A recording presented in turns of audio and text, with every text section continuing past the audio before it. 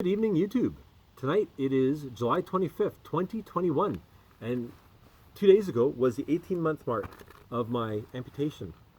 And in this video, I'm going to answer some of the more frequently asked questions about my life now as an amputee. These are questions that have been asked from friends and family and from people online. So getting right to it here, I got a list of 5 of them. So first off is what are the more positive and more negative aspects of being an amputee? Well, for me, my amputation was due to CRPS, complex regional pain syndrome. The biggest positive effect that that amputation has had on my life is the absolute lack of CRPS type pain.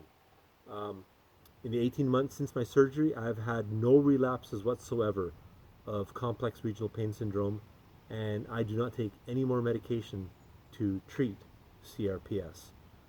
That has been a huge improvement in my life. In fact, even the initial first few days immediately after my amputation, the pain I felt in my residual limb was minor compared to even the background pain I felt in my foot before my amputation. So it was a huge gamble going this route to stop my CRPS, but for me, it paid off. Another, I guess, positive aspect is my renewed commitment to physical fitness, making sure I stay physically active, whether I'm wearing my leg or if I'm out on my crutches. I try to stay as active as possible, and I try to keep those activities outdoors. I'm not much for going into the gym and working out. That was the most challenging aspect of the recovery, was going to the physiotherapy clinic indoors and trying to work out. I'd much rather go for a walk or do exercises outdoors. So staying physically fit, watching what I eat, and being more positive in my mental outlook and being stronger emotionally for encountering challenges in life. Those 3 things have been key in the speed and the success of my recovery from amputation. Now, let's counter that by some of the negative aspects. The worst part for me about being an amputee is extreme heat. In the Pacific Northwest here, we are still in the midst of a bit of a heat wave, and that heat wave was extreme in the month of June. That, coupled with working outdoors in construction, long shifts in the summer months, extreme heat really takes a toll on me. Now, in my situation, as a single below-knee amputee, I use about 30% more energy than an able-bodied person. So I'm dealing with that. Secondly, because I'm missing part of my body, I lose part of that natural cooling capacity that your skin has for regulating your body temperature. On top of that, in order to wear my prosthesis, I wear a silicone gel liner on my residual limb, and that liner comes to my upper thigh. So basically, I only have 75% of my body trying to regulate my body temperature.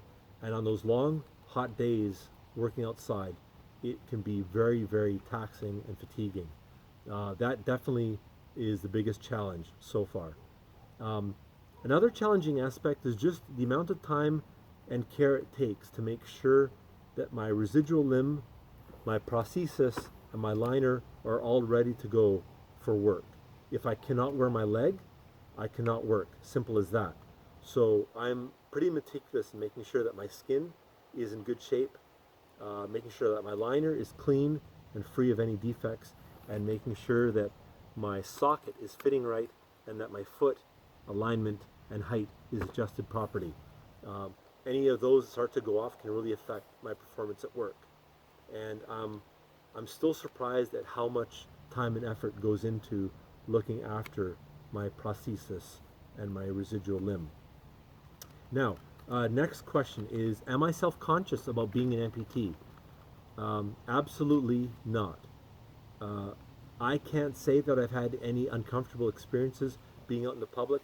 I proudly show off my artificial leg, even though it's just a plain carbon fiber socket, and even though other amputees have teased me that why are you showing off your leg? You don't have any fancy design to be proud of.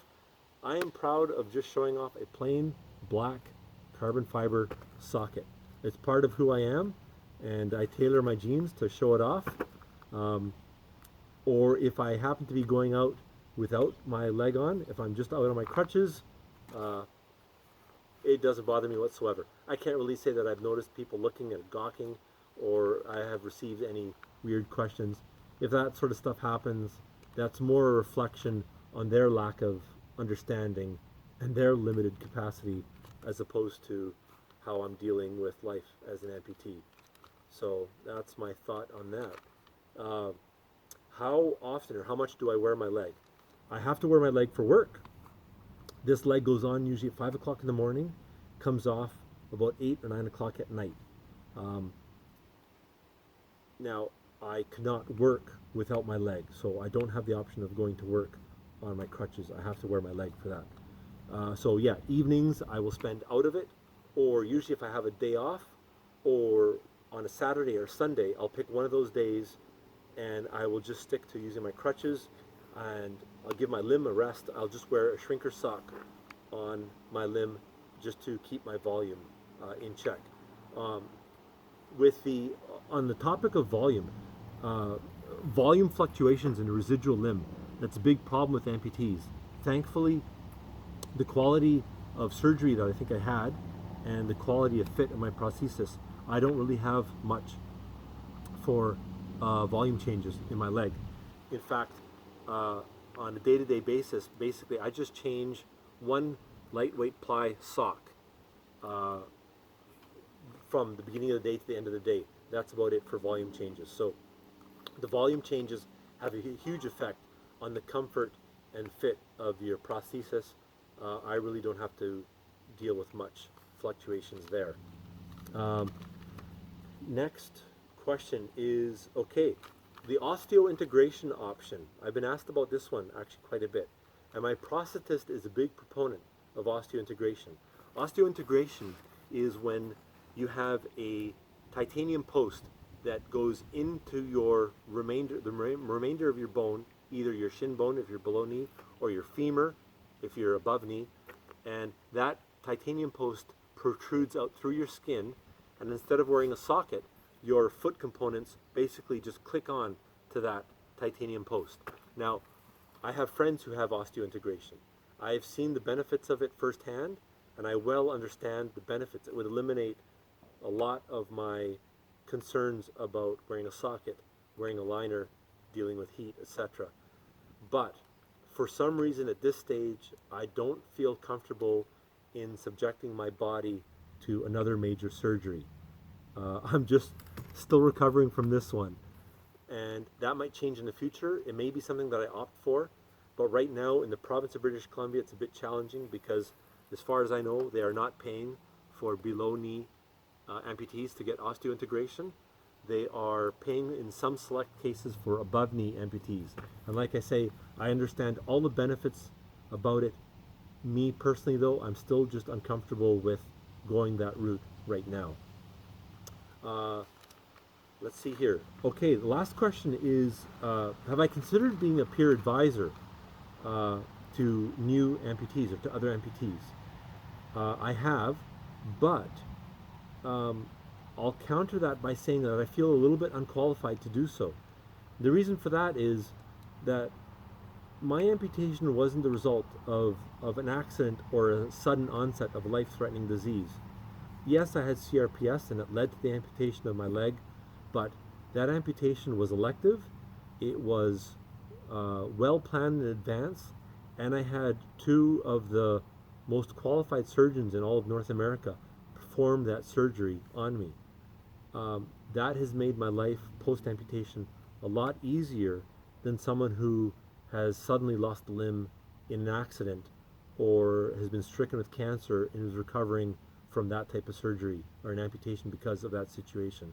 So as much as I would love to give my advice to someone like that, personally I still feel a little bit unqualified, because I think my road through the amputation journey has been a lot easier than what some have had to deal with. So anyways, there you have it. That is the update for 18 months. Alrighty guys, take care. Chat soon.